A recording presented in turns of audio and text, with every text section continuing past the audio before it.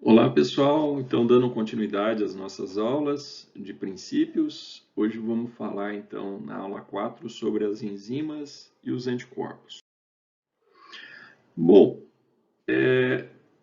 essas macromoléculas, na verdade, enzimas e anticorpos, elas estão produzidas no nosso organismo, tá?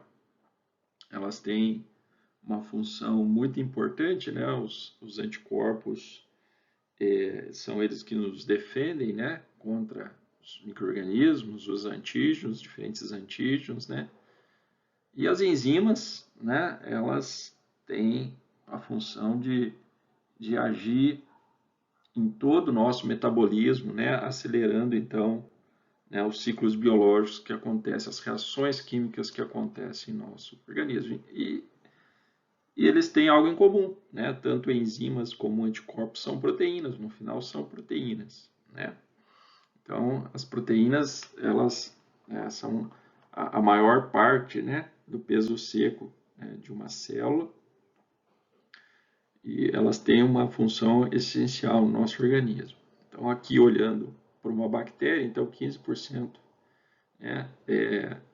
das células são proteínas. Bom, as proteínas, elas são codificadas a partir da informação que está lá no nosso genoma, que está no DNA, Então, o dogma central da biologia, ele dizia que um gene é transcrito em RNA mensageiro, que é traduzido, em proteína, e essa proteína vai exercer uma função. Por que esse dogma central, ele foi quebrado, na verdade? Porque a gente sabe, na verdade, hoje que um gene ele pode dar origem, a mais de um tipo de RNA mensageiro. Esse RNA mensageiro pode sofrer um splice alternativo e dar origem a mais de uma proteína ou a um outro produto que não necessariamente seja uma proteína, ele pode dar origem a um outro RNA, por exemplo. E essas proteínas, elas também podem sofrer funções, modificações pós-tradução e exercer mais de um tipo de função. Então, tudo é muito mais complexo do que se achava inicialmente. Então, na sua definição, proteínas são moléculas compostas de sequências de aminoácidos ligados através de ligações peptídicas. O nosso código genético ele traduz para 20 aminoácidos diferentes. E existem inúmeras combinações de aminoácidos. E essas combinações ela vai dar a diversidade de proteína, Desde a queratina, que formam nossos cabelos, até a quitina miosina, que está dentro dos nossos músculos, Então, nós temos uma diversidade muito grande, de proteínas com várias funções, estruturais e relacionadas também, às enzimas, no caso, que é o nosso tema aqui, relacionado então ao nosso metabolismo. E para vocês, terciária e quaternária, para ela ter um sítio ativo onde ela vai se encaixar o substrato, se for uma enzima, por exemplo, onde ela vai exercer a sua função biológica. Então, se for, por exemplo, a hemoglobina, carregar então o oxigênio. Se você altera esse formato, ela vai perder a função biológica. Então, por isso que quando ela é desnaturada, ela perde sua função biológica. E como é que uma proteína se desnatura? Bom, a forma mais comum é o calor. Então, se você pegar uma proteína e aquecer ela acima de 60 graus, ela vai se desnaturar. E também soluções ácidas e básicas podem fazer, então, a proteína perder a sua forma ativa. Bom, qual que é o objetivo da aula de hoje? É conceituar, então, proteômica, falar brevemente sobre os principais métodos de obtenção de proteínas, conceituar enzimas e anticorpos e dar algumas aplicações destas macromoléculas. Então, o que é a proteômica? A proteômica é o estudo do conjunto de moléculas responsáveis pelo controle de todos os processos biológicos de uma célula ou organismo. Ela estuda desde o conjunto de proteínas de uma organela subcelular até aquelas de um ecossistema. Primeiro é preciso entender que o proteoma ele é muito complexo, Então vejam aqui, nós temos um ovo, um pintinho e uma galinha, né? Não sei se vocês já pensaram, né? Já pararam para pensar, mas os três aqui eles têm a mesma informação genética. Mas o que faz com que eles apresentem características, né, diferentes? É a expressão de determinados genes, né? Então, a expressão dos genes relacionados à casca do ovo, né, ela vai estar em determinada fase, né, que vai se precisar para isso, né, para o desenvolvimento do embrião, né? Os genes que vão ser expressos no pintinho também são diferentes, né? Genes relacionados então ao seu crescimento, ganho de peso, né? É diferente, por exemplo, dos genes que vão ser expressos numa ave adulta. Então, o proteoma ele é muito dinâmico, ele vai variar de acordo com status fisiológicos e fases da diferenciação celular, porque em cada momento eu vou ter a expressão de um gene. Ele também é variável, né? Então, veja só uma aplicação prática aqui do uso do proteoma. Então, esse estudo aqui, eles queriam, né, mapear as proteínas para saber se tinha alguma que podia indicar, né, a hora do parto. Eu não sei se vocês sabem, mas é muito importante saber quando uma ovelha vai parir, porque se ela pare no campo aberto, né, as ovelhinhas elas podem serem, né, comidas por lobo, por cães silvestres, né, ou até matilhas de cães de rua, né? Então, geralmente, né, os proprietários de ovelha, eles têm que fechar essas ovelhas quando elas estão próximas ao período de parição para evitar, então, que, né, as ovelhinhas, né, elas sejam comidas por predadores ou morram de frio, né, ou que a ovelha pare próximo a uma fonte de água, enfim. Então, aqui nessa aplicação prática, eles procuraram, então, né, uma proteína que estava presente. Então, vejam só essa proteína chamada de bacterinicina, né? Ela, à medida que ia chegando, né, próximo ao parto, essa proteína, a concentração dela ia aumentando, então, né, no muco cérvico-vaginal. Então, você pode fazer, por exemplo, um teste rápido para detectar essa proteína para saber se está próximo ao parto ou não. Então, esse é um exemplo, uma aplicação prática do proteoma. Tá? Bom, eu já falei que o proteoma ele é variável, né? Então, ocorrem variações na população, mudança em resposta ao ambiente ou decorrentes, né, do desenvolvimento normal alterado e modificações e interações com outras proteínas. Então, por exemplo, pessoal, se a gente comparar assim essas poedeiras, né, essas que vivem em gaiolas, né, aqui dividindo um espaço muito pequeno com outras aves, e essas poedeiras que têm acesso ao ar livre, né? Vocês acham que elas vão estar expressando os mesmos genes, nas mesmas quantidades, né? Será que o proteoma dessas aves é igual? Né? Provavelmente essas aves vão estar expressando mais genes relacionados ao estresse, né? Em função aqui, né, do estresse calórico, né, o estresse por disputa de alimento, né? E é diferente dessa ave que ela está solta, está no ambiente, ela tem liberdade, né, para caminhar, tá? Então, por isso influencia então no proteoma que a ave vai expressar. Bom, como é que é, né, a dinâmica do proteoma? Então, todos os fatores epigenéticos, a temperatura, estresse, doenças, alimentação, elas influenciam, né, nas proteínas que vão ser produzidas. E isso está diretamente relacionado, né? Já falei lá no início da aula, eu comentei que as proteínas, né, a informação genética, né, para a produção das proteínas está lá no DNA, está no nosso genoma. Então, essa informação ela vai sair de lá, ela vai ser transcrita, ela vai ser traduzida e dar origem a essas proteínas. E esse processo ele está relacionado, então, a fatores epigenéticos, né, e outros fatores que vão, né, em última instância, também modificar, né, o proteoma, tá? A quantidade e a presença dessas proteínas que são produzidas.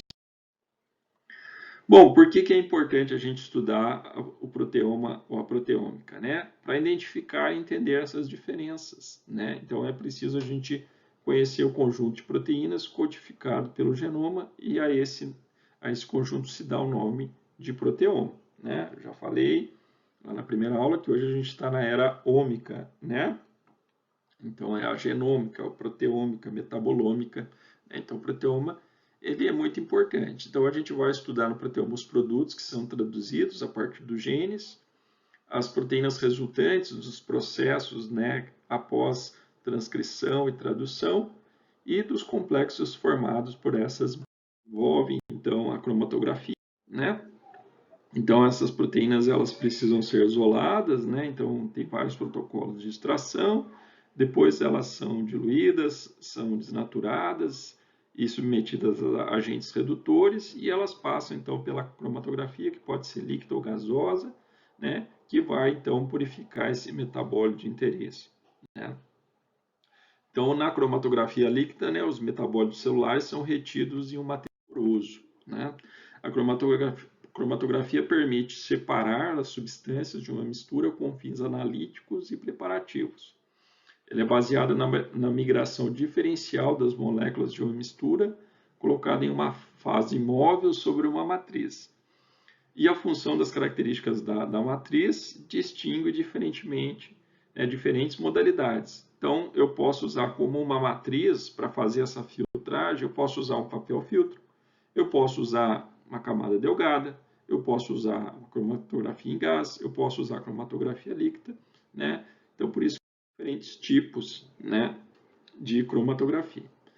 E esse processo de separação, ele obedece três mecanismos. Primeiro, a troca iônica, né? Então, a matriz ela é formada por pequenas partículas carregadas que retêm as moléculas de carga contrária.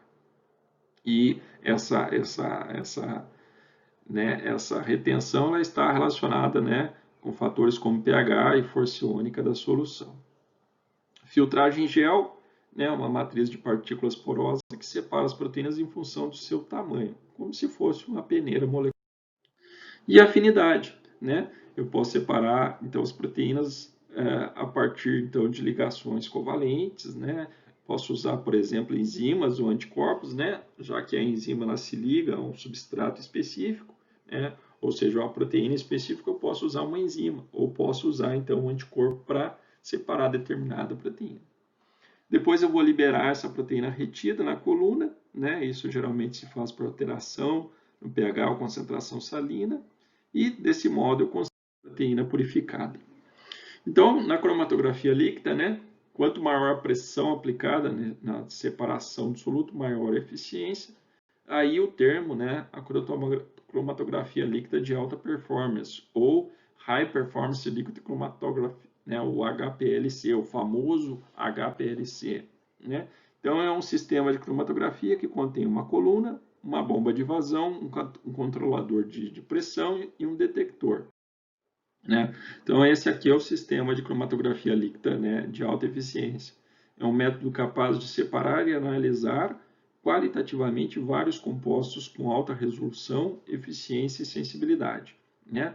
Então, nós temos aqui a proteína diluída numa fase móvel, ela vai ser, né, sugada por uma bomba que vai injetar essa amostra vai passar por uma coluna cromatográfica, ela vai ser detectada pelo detector, né? Esses dados vão ser, né, capturados, né, para serem analisados e depois vai sair um resíduo. Então, nesse processo de separação das proteínas, a gente pode usar um gel, a eletroforese em gel, né, onde eu vou separar essas proteínas de acordo com o seu tamanho. Né? E aí a gente tem vários, né? Então eu posso fazer um fracionamento salino, eu posso fazer uma cromatografia de troca iônica, eu posso fazer uma cromatografia de exclusão molecular, eu posso fazer uma cromatografia de afinidade, para ficar só com uma proteína especificamente. E na eletroforese bidimensional, então, além do tamanho, né, eu vou levar em consideração também, né, a composição isoelétrica, né, a carga dessas proteínas. Então, eu vou migrar essas proteínas no gel, né, que ele vai ter um gradiente pH, e como esse pH, né, as proteínas, elas são consideradas, né, elas têm cargas positivas ou negativas, né? E isso está relacionado com a composição de aminoácidos que as proteínas têm, né? Então, essa diferença de pH vai fazer com que as proteínas, então, elas sejam reunidas, né, em spots, né, em pontos específicos conforme a carga, né? Não, o que é esse ponto isoelétrico, então? Então, essa solubilidade das proteínas, ela depende, né, do ponto isoelétrico, devido ao equilíbrio, né, entre o número de cargas positivas e negativas, né, faz com que as forças de repulsão entre as moléculas de proteína e as forças de interação com o solvente sejam mínimas. E as proteínas vão formando aglomerados que cada vez maiores tendem a pressão, né? Então é isso.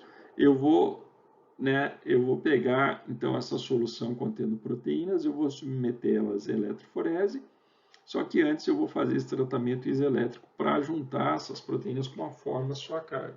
E depois de submeter a eletroforese, ao invés de eu ter as proteínas separadas só pelo tamanho, elas vão estar separadas aqui por tamanho e carga, formando esses pontos aqui no gel, que são aglomerados de proteína com a mesma carga, chamado de spots.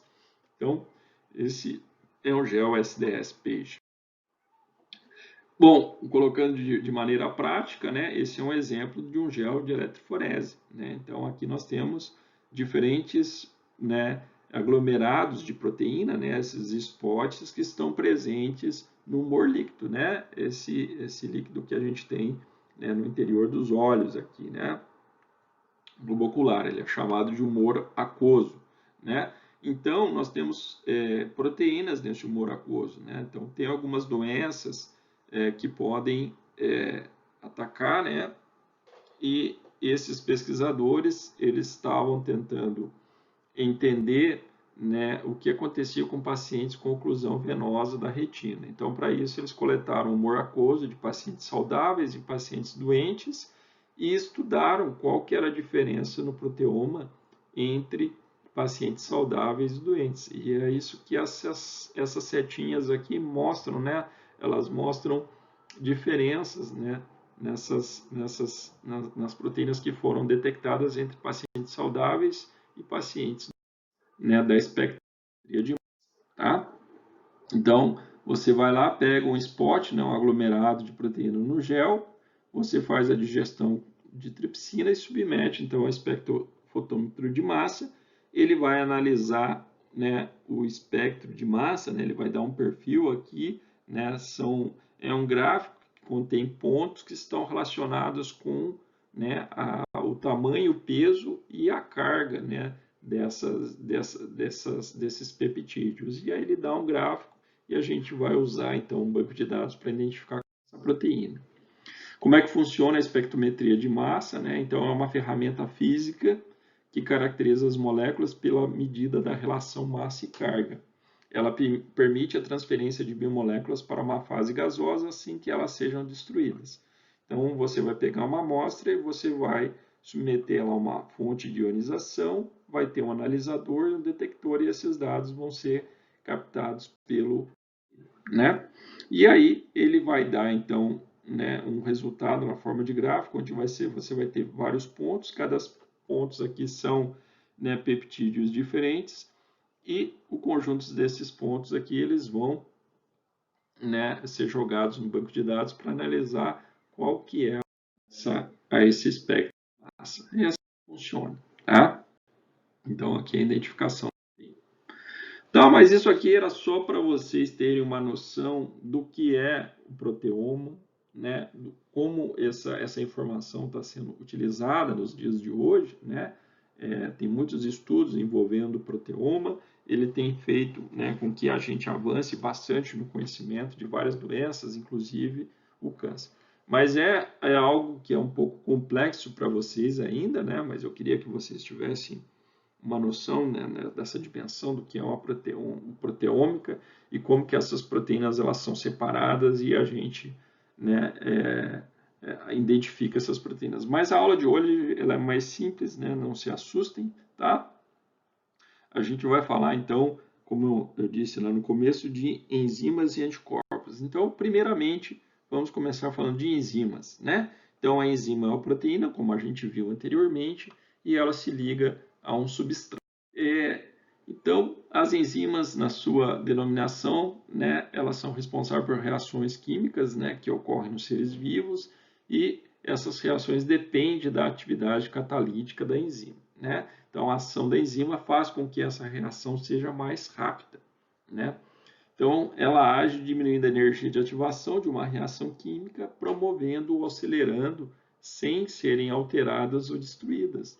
Então, aí a gente já começa a ver as características das enzimas. Ó.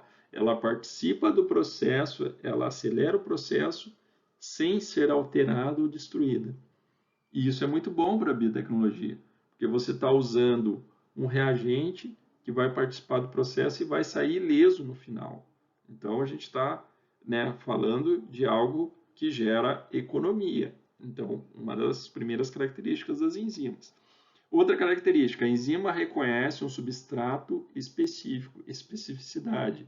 A enzima é específica para um determinado tipo de substrato. Segunda característica importante das enzimas. Então, elas vão formar um complexo, né? E aí vai ter um estágio de transição. Esse encaixe no sítio ativo da molécula facilita a transformação do substrato no produto da reação e, no final, a enzima é recuperada, podendo atuar inúmeras vezes no mesmo processo, né? Então, você tem lá o substrato mais a enzima, ela vai formar, então, esse complexo substrato e enzima e, no final, você vai ter um produto mais a enzima que pode ser recuperada no processo. Então, vamos falar então das características das enzimas. Então, a primeira eu já comentei a especificidade. A enzima se liga especificamente a determinado tipo de substrato. Por exemplo, a lactase se liga à lactose. A alfa-amilase e beta-amilase agem sobre o amido, né? Embora sejam enzimas diferentes, porque elas processam o amido de maneira diferente. Segunda característica, origem biológica. Isso também é bom para a gente. Elas são biodegradáveis, agem em condições brandas de temperatura e pH. Então, elas são boas para o ambiente. Olha só que legal, né? Outra característica das enzimas, né? Então, essa ação enzimática ela depende do pH e da temperatura, além da presença de cofatores inorgânicos. Então, íons como zinco, ferro e cobre, ou orgânicos, que vão fazer com que essas enzimas, né, sejam mais ou menos ativas. Então, como ela depende desses cofatores, se na presença de metais pesados, né, vai alterar a estrutura molecular da enzima, e isso pode ser de maneira irreversível, que vai impedir, então, a sua ação catalítica. Ela vai sofrer um processo de desnaturação. Nesse processo, né, então essa enzima ela pode ser inibida de maneira competitiva, ou seja, né, uma inibição da atividade enzimática ocorre quando moléculas muito parecidas com o substrato competem com este para ocupar o sítio ativo da enzima, ou uma inibição não competitiva, quando outras moléculas se ligam a determinadas partes da enzima, alterando a estrutura espacial e com isso, né, a enzima não consegue mais se encaixar substrato, né? Então nós temos aqui o substrato, ele vai se ligar na enzima. Essa ligação ela é específica, né? A enzima vai, né? Ela vai ter a sua atividade e no final ela vai formar um produto e vai sair ilesa para ser aproveitada, né? Bom, como é que as enzimas são classificadas? Elas são classificadas pelo tipo de reação que catalisam, acrescentando então o sufixo ase ao nome do substrato que é transformado. Então, por exemplo, a protease, né, ela vai quebrar proteínas, a lactase, a lactose, a amilase, o amido, né, a lipase, lipídios, a celulase, né, a celulose, tá? Também se pode adicionar ase ao nome da reação catalisada, a hidrolase, então reação na presença, né, de água, ou oxirredutase. Quando combinadas as duas regras anteriores, se menciona o nome do substrato da reação catalisada adicionando ase, como por exemplo, DNA polimerase, né? É uma enzima que faz a síntese de DNA. Algumas enzimas, como a renina ou a trombina, conservam seus nomes tradicionais. Então vejam que não há uma regra geral para todas, né, para a denominação de enzimas. Então, alguns exemplos, oxirredutases, né, reações que fazem transferência de elétrons, exemplos desidrogenases, oxidases, transferases, reações onde se transferem grupos químicos, transaminase, fosforilases, hidrolases, reações da presença de água, né, a transferência de grupos funcionais para a água, proteases, carboidrases, peptidases, lipases, liases, né, adição de grupos a dupla ligação ou formação de dupla ligações por eliminação de grupos, né, decarboxilases, né, a renina, a trombina, isomerase, produção de isômeros por transferências de grupo dentro da molécula, isomerases, mutases, e ligases, né, formações de ligações carbono-carbono, por exemplo, carbono-oxigênio, por reações de condensação assintetase. Aplicações das enzimas, né? Isso que interessa para a gente. Então, as enzimas elas são muito importantes, né, para diferentes indústrias e elas são muito usadas. E elas têm uma função muito importante na biotecnologia, né? Porque na indústria de alimentos, né, a gente, por exemplo, vai usar as enzimas, né, para fazer a clarificação de vinhos e sucos de frutas, a substituição da maltagem pelo tratamento do amido, na elaboração de cervejas, na fabricação de pão, biscoitos e bolacha, produção de adoçantes, fabricação de laticínios, suplementações de rações animais, em produtos de limpeza, então detergentes e lava-roupas, né, para remoção de manchas de fezes, a gente usa enzima, produtos para limpar dentaduras e lentes de contato, na indústria têxtil, né, acabamentos de jeans, curtumes, amaciamentos de couro, na indústria de papel e celulose, o branqueamento da polpa da celulose, né, produtos de higiene, né, higiene pessoal, né, bucal, para depilação, tratamento de acne, na indústria farmacêutica, né, na análise clínicas, para manipulação gênica, tratamentos médicos. Então, as aplicações das enzimas elas são infinitas e elas são muito importantes para a biotecnologia, porque a biotecnologia ela pode agir tanto usando as enzimas, melhorando a ação das enzimas ou descobrindo novas enzimas, né? Então, é um campo muito importante para a biotecnologia. E, consequentemente, ela tem uma importância econômica muito grande, né? Elas apresentam, então, várias vantagens, né? Por acelerar os processos, né, bioquímicos, né? Então, elas são utilizadas em vários processos biológicos aí. Elas são específicas, né? Então, isso favorece, então, as condições para serem controláveis e também são biodegradáveis, quer dizer, você pode jogar né, ela no meio ambiente, que ela não vai danificar o meio ambiente, né? E também elas ajudam a diminuir a carga poluidora dos efluentes industriais, né? Porque se você catalisa uma reação, você diminui a quantidade, né, de produtos necessários para que essa reação aconteça. E outra coisa importante, que das 25 mil enzimas que, segundo as estimativas, né, podem existir na natureza, a gente conhece mais cerca de 2.800, né, sendo que somente 400 são comercializadas. Então, há um campo, aí, um espaço para descoberta de novas enzimas. O mercado das enzimas ele está distribuído entre proteases, carboidrases e lipases, né, que são enzimas utilizadas na indústria. E 10% do restante do mercado corresponde às enzimas analíticas farmacêuticas. Então, um exemplo, né, da ação das enzimas, né, que faz parte do dia a dia de vocês, né, são as enzimas que estão presentes, né, no sabão de lavar roupa, né. Então, essas enzimas que fazem com que as roupas, né, fiquem limpas e com aparências de novas, então há um coquetel de enzimas que são adicionadas no sabão em pó. Proteases, amilases, lipases, né, elas vão digerir então manchas difíceis como sangue, leite, molho de tomate, capim, chocolate, enquanto que as celulases removem as microfibrilas da celulose das roupas. Isso faz com que a limpeza se realize com pouco esforço e sem desgaste do tecido. Essas moléculas elas também trabalham a temperaturas baixas e o consumo de energia é menor.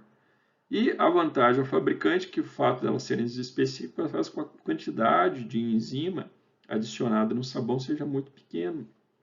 né? E assim também isso acaba sendo, né, barato para a indústria e aumenta também a eficiência do sabão em pó. Bom, outras aplicações de enzimas, né, elas são utilizadas também. As enzimas, então, elas são empregadas também no acabamento de roupas, né? Então, existe um tipo de jeans que é chamado de stone wash, né? Que é um processo que antigamente se usavam pedras, né? Então, lavados com pedras, né? Stone wash. Mas isso causava dano à maquinaria e desgaste do tecido. Então, esse processo foi substituído pelas enzimas, o que foi muito mais vantajoso e barato, né? Para a indústria. Os curtumes, né? Em vez de usar, né, excrementos de cachorro ou pombo, né, eles usam então enzimas pancreáticas para amaciar, desengordurar as peles. Também é muito mais barato e eficiente o processo. Na indústria de alimentos e cosméticos, né, nós temos enzimas que são utilizadas então na produção de adoçantes, pão, biscoitos, bolachas, queijos. Na extração de sucos de frutas, né, as pectinases aumentam o rendimento do processo ao liberar o suco retido na pectina das paredes celulares, né?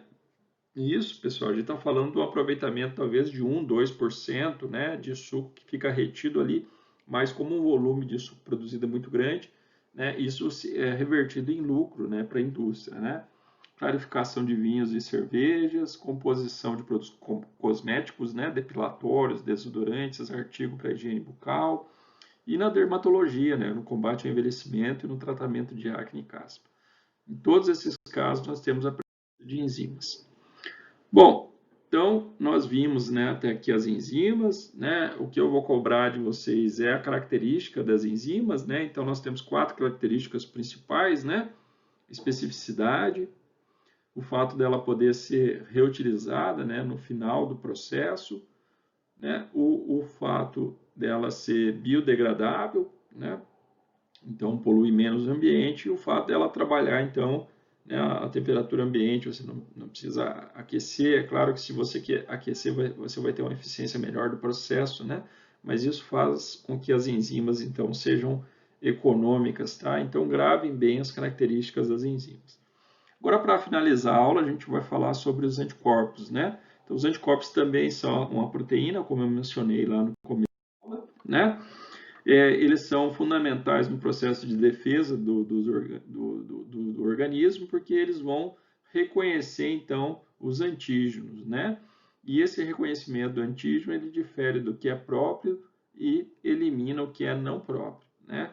Então, o que é próprio são os antígenos que fazem parte do nosso organismo mesmo, né? Então, os anticorpos, eles não podem reconhecer nossos próprios antígenos, né? Por isso que existem doenças chamadas doenças autoimunes, que são quando os anticorpos passam a atacar o próprio organismo, tá? Então, os anticorpos, eles vão reconhecer aquilo que não é próprio, que não é do organismo, né? E eliminar, tá? Então, uma parte importante da resposta imune envolve a produção de anticorpos, né, que reconhece então o antígeno, desencadeando então os mecanismos de destruição. A reação antígeno-anticorpo, né, ela é muito específica, né, é quase um pleonasmo você falar que a reação antígeno-anticorpo é específica. O anticorpo ele só vai ligar no antígeno, né, de maneira específica. Então, a especificidade é uma característica fundamental. Tá? Então, em condições experimentais de laboratório, a reação antígeno-anticorpo ocorre quando o reagente se encontra em meio líquido, né, nas concentrações adequadas, sendo visualizada como uma precipitação, né, se os antígenos estiverem dissolvidos em um meio líquido, ou uma aglutinação se os antígenos estiverem localizados sob partículas. E essa característica, né, da reação antígeno-anticorpo, a biotecnologia usa isso, né, ela usa isso no diagnóstico de doença. Então, a gente aproveita essa característica, né, dessas moléculas para algo benéfico, né, para utilizar, então, né, no diagnóstico de doença. Tá? Nós temos várias classes de anticorpo, o principal deles é o IgG, né, a imunoglobulina, né, é um outro nome para anticorpo, a imunoglobulina G, ela é formada por duas cadeias polipeptídicas leves, duas pesadas em formas de Y, ao qual se associa um pequeno grupo de carboidrato, uma parte da molécula é constante e nós temos regiões variáveis, que são essas regiões variáveis que geralmente estão no braço, né, do Y ali, que são responsáveis pela ligação, pelo reconhecimento do antígeno. Esse tipo de anticorpo se encontra no soro sanguíneo e na fração proteica caracterizada, né, por eletroforese como gama-globulina. Então, nós temos aqui, né, então, o exemplo do anticorpo, né, do IgG. Então, nós temos uma cadeia pesada, na extremidade dessa cadeia nós temos uma cadeia leve, e é nessa cadeia leve que ela né, que ocorre a ligação com o antígeno. Então, é essa cadeia leve que ela se diferencia, né, para reconhecer vários antígenos. A união antígeno-anticorpo ocorre quando o anticorpo encontra o antígeno, né, uma forma complementar, geralmente parte de uma molécula livre ou ancorada na membrana celular. O antígeno pode ter várias dessas formas, né? Então, na verdade, um antígeno, né, quando a gente pensa assim, né, no vírus, numa bactéria, né, eles têm vários epítopos, né, que são regiões onde o anticorpo pode se ligar. O epítopo ele é formado, né, de 6 a 10 aminoácidos, né? Então, como vocês viram lá no começo da aula, uma proteína ela é formada por uma cadeia polipeptídica de muitos aminoácidos. Então, a proteína grande ela tem vários epítopos, né, regiões de ligação, né, do anticorpo, tá? E são esses epítopos, então, que vão ser reconhecidos por anticorpos. Então, o corpo ele vai se ligar, né, no antígeno, nessa região, né, em vários epítopos diferentes. Né? Então, o anticorpo, o antígeno 1, e nós temos o anticorpo ali, ele é específico, né, para esse antígeno, então ele vai se ligar. Nós temos aqui um antígeno 2, né, ó, um outro anticorpo aqui, veio e se ligou aqui, né, o antígeno 3, anticorpos diferentes, né? O antígeno 4 aqui, então, regiões diferentes onde os anticorpos se ligaram. As células responsáveis pela produção de anticorpos são os linfócitos B, que são formados na medula óssea. Depois de um processo de diferenciação que envolve uma série de rearranjos genéticos, cada linfócito pode reconhecer um único epítopo, tá? E ao encontrar o epítopo específico, o linfócito B prolifera, então essa célula, né? Então se encontra um antígeno, né? Se um vírus ou uma bactéria invade o organismo e aquele anticorpo reconhece, então aquele linfócito que produz aquele anticorpo, ele se prolifera, ele se multiplica para originar clones, para produzir então a quantidade maior de anticorpos para combater aquele agente, tá? Então, nós temos aqui o antígeno, né? Ele vai ser reconhecido por um determinado anticorpo, que é produzido por um desses linfócitos. A partir do momento que esse linfócito ele reconhece e se liga, então, ao antígeno, né? Ele vai começar a proliferar para produzir uma quantidade de anticorpos. Uma vez eliminado o antígeno, algumas células desse clone permanecerão no organismo, como células de memória, né? E num contato posterior com o mesmo epítopo, né? O mesmo antígeno, as células de memória darão início à resposta imune que será mais rápida e mais intensa que a primeira. Apesar de cada linfócito ser capaz de reconhecer o único epítopo, todos os linfócitos podem reconhecer aproximadamente 10⁸ epítopos diferentes, o que explica a resposta imune, né, ser muito eficiente. 10⁸ a gente está falando de 100 milhões de epítopos diferentes, né? Então, é uma quantidade muito grande, né, de antígenos diferentes que os nossos anticorpos podem reconhecer, e isso faz com que a gente esteja protegido de muitas doenças.